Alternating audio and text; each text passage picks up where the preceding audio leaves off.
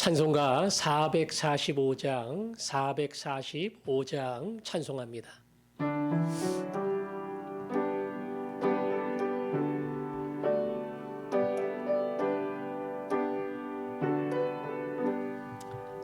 태산을 넘어 험곡에 가도 빛 가운데로 걸어가면 주께서 항상 지키시기로 약속한 말씀 변치 않네. 하늘의 영광 하늘의 영광 나의 맘속에 차고도 넘쳐 할렐루야를 힘차게 불러 영원히 주를 찬양하리.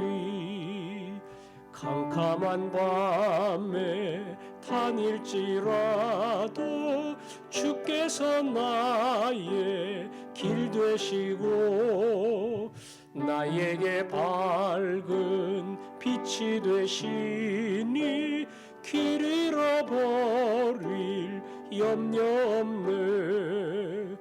하늘의 영광 하늘의 영광 나의 맘속에 차고도 넘쳐 할렐루야를 힘차게 불러 영원히 주를 찬양하리. 광명한 그린 마음의 바다 찬란한 천국 바라보고 할렐루야를 힘차게 불러 날마다 빛에 걸어가리.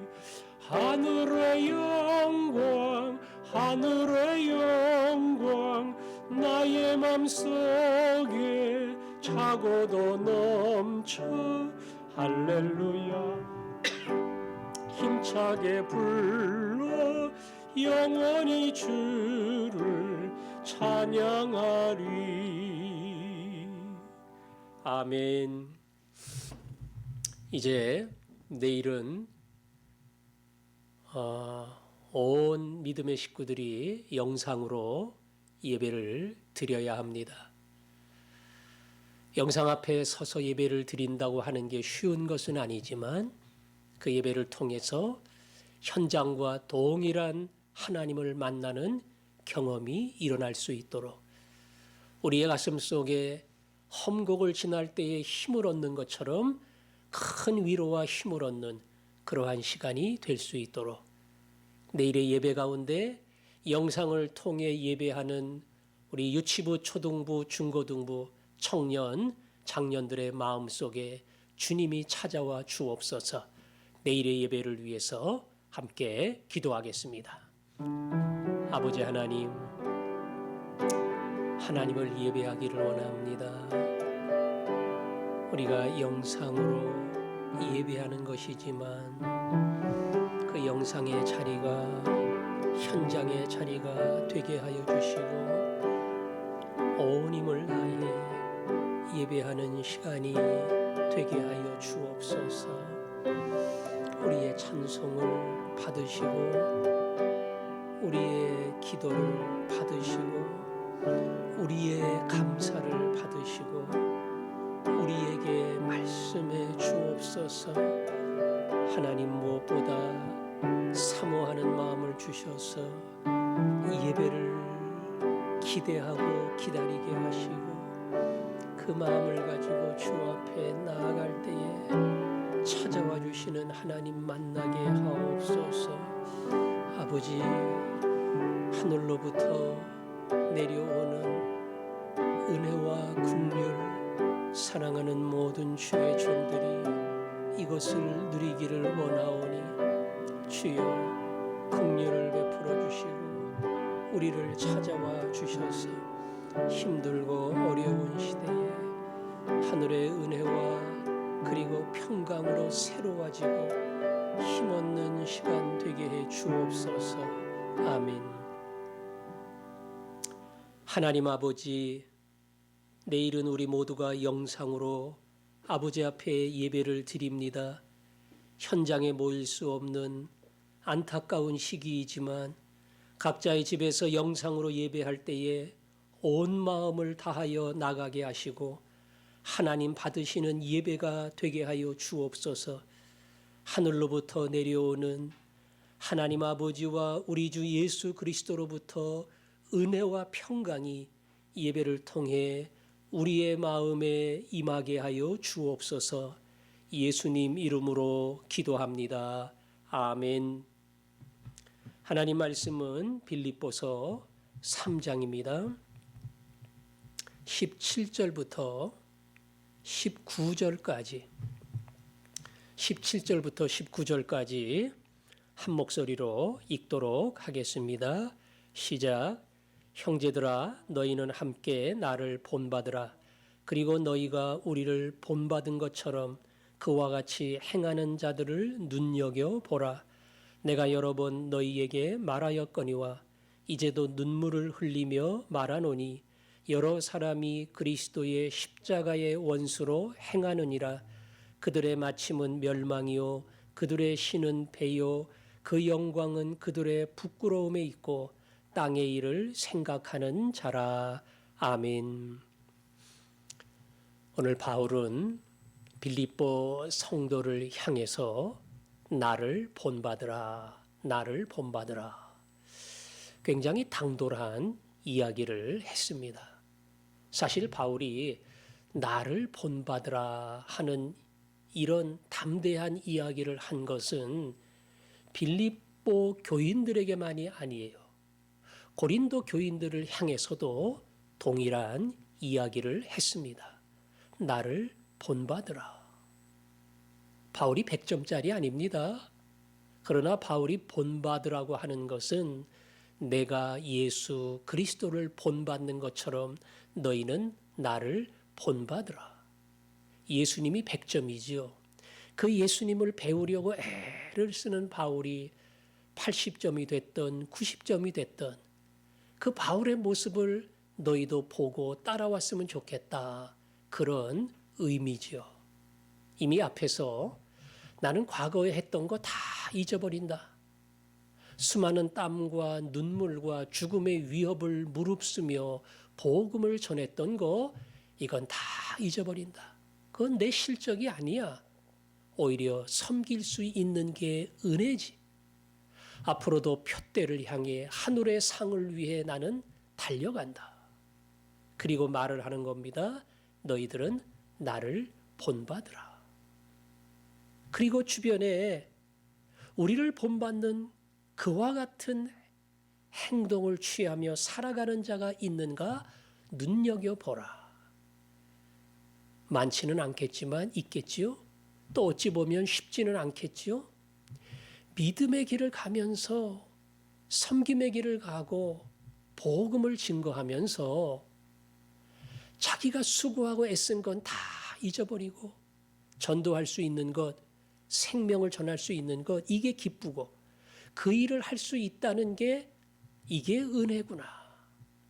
나 같은 사람은 박해자였는데 하나님이 나 같은 놈에게 천벌 내리는 게 아니라 불러서 생명을 전달하는 종으로 삼아주셨으니 이걸 전할 수 있다는 게 너무 감사하고 황송하고 이게 은혜지.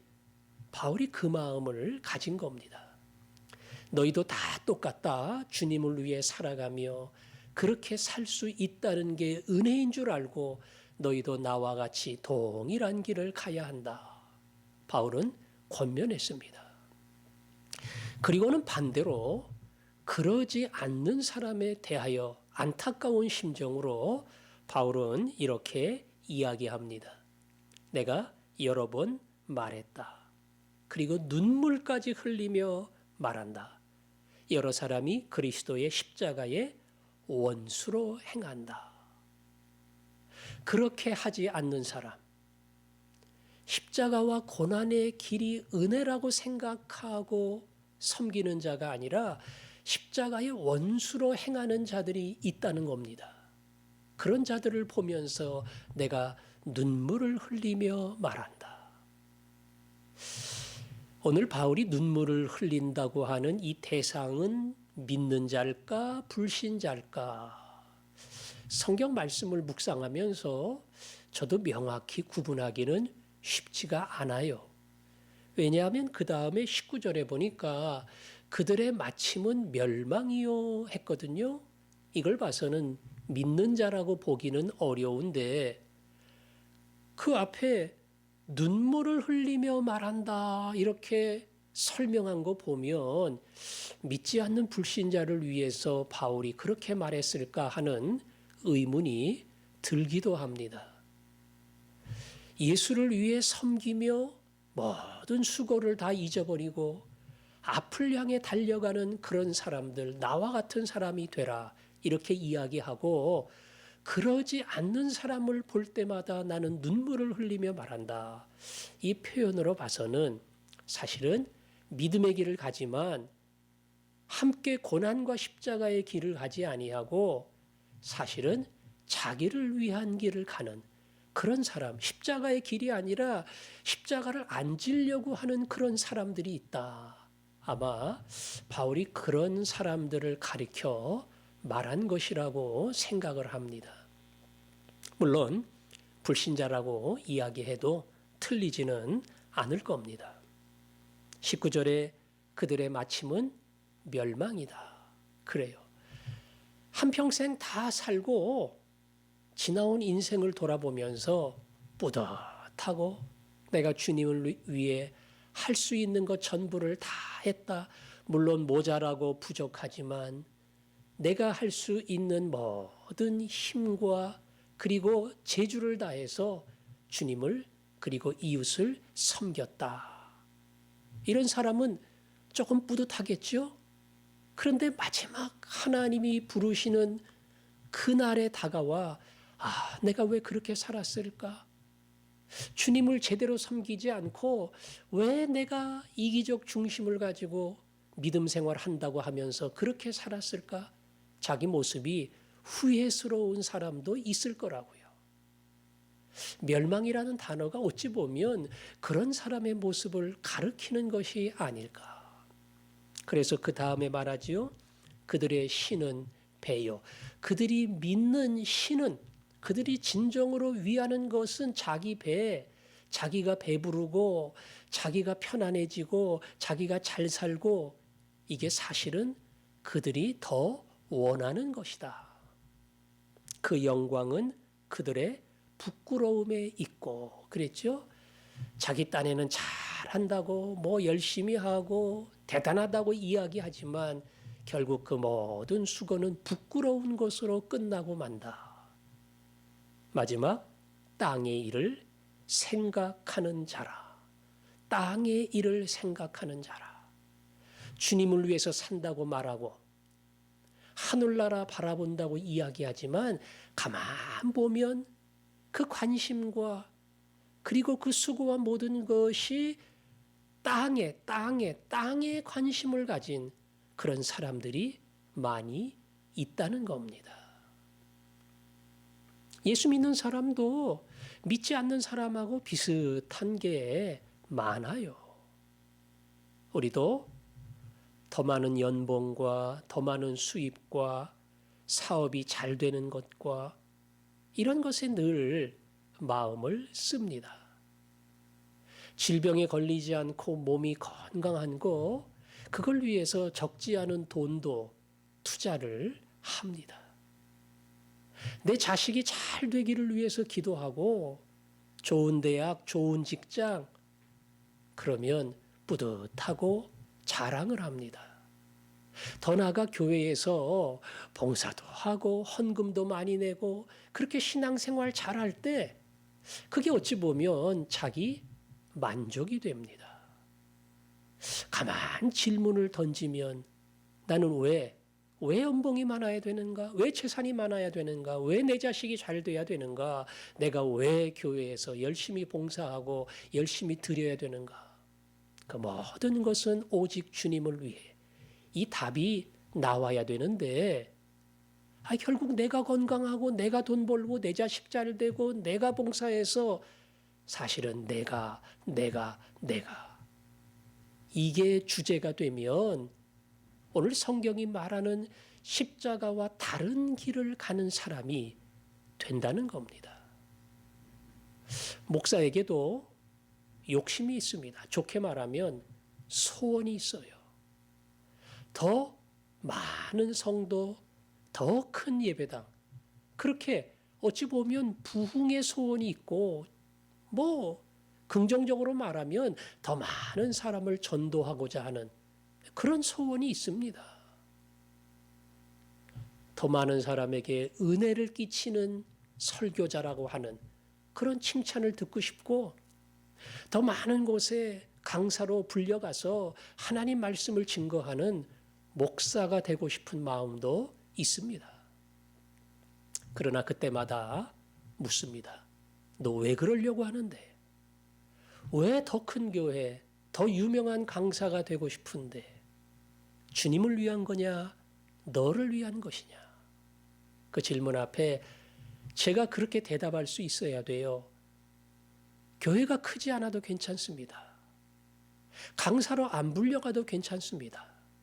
제 설교가 얼마나 영향을 끼치는지 모르겠지만 주님이 나를 쓰신다고 하면 오늘에 감사하고 오늘에 만족하고 제가 오늘에 최선을 다해서 주님을 섬기겠습니다.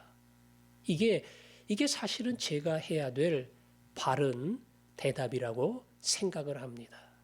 그럼에도 불구하고 여전히 땅했고 내가 유익을 얻고 내가 인정받고 내가 잘되고 내가 칭찬 듣고 사실은 여기에 자꾸 마음이 빼앗기고 흔들리는 것, 이것이 인간 이 김부일 목사의 어찌 보면 본성인지도 모릅니다. 오늘 이 말씀 앞에 바울이 안타까운 마음으로 눈물을 흘리며 이야기한다. 너희들 뭘 위해 그렇게 사느냐?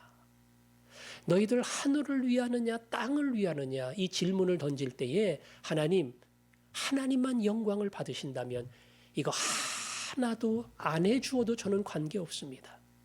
하나님, 그런데 하나님이 영광을 받으신다면 이거 다 해줘도 좋습니다. 어차피 이건 제 거 아닙니다. 그렇게 대답할 수 있는 사람, 바로 그 사람이 오늘 땅으로 가는 사람이 아니라 하나님을 기쁘게 해드리는 사람이 되는 겁니다. 우리가 마음에 이러한 소원을 가지고 살다 보면 나도 모르게 세상 사람들 가는 것과 똑같아요. 근데 이유만 우리는 하나님을 위해 돈 벌고 싶고 하나님을 위해 이거 하나님을 위해 이 얘기는 하지만 실제로는 나를 위해, 내 이름을 위해, 내 자랑을 위해, 내 칭찬을 위해 그 길을 가는 경우가 많이 있습니다. 하나님 나를 다스려 주시고 오직 하나님의 영광을 위해 하늘길을 가게 하여 주옵소서. 오늘도 그 믿음을 가지고 승리하는 하루가 되기를 바랍니다. 함께 기도하겠습니다. 아버지 하나님, 오늘도 종의 기도를 들어주시고 이 믿음의 길을 우리 모두가 함께 가게 하여 주옵소서. 예수님 이름으로 기도합니다. 아멘.